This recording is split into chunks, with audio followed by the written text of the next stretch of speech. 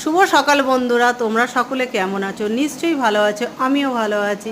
আর সকালবেলা শুরু হয়েছে এই যে ঝমাঝম বৃষ্টি, তাই দেখে লাকি বাবু তো আর দালানে থাকিনি। দেখুন বাইরে কিভাবে ঘোরাফেরা করছে, ওর খুব মজা আসছে। সেই জন্য দেখুন ওকে আমি যতবার ডাকছি ও কিন্তু দালানে আসছিল না,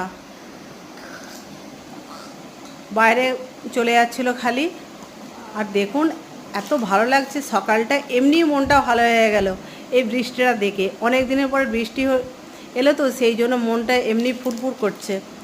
আর রাত্রিরে নাকি ঝড় হওয়ার কথা আছে 11টা থেকে, জানি না কি হবে। আমার মনে হয় ঝড় না হয় ভালো, কেননা ঝড় হলে তো অনেক ক্ষয়ক্ষতি হয় আর ভয়ও লাগে।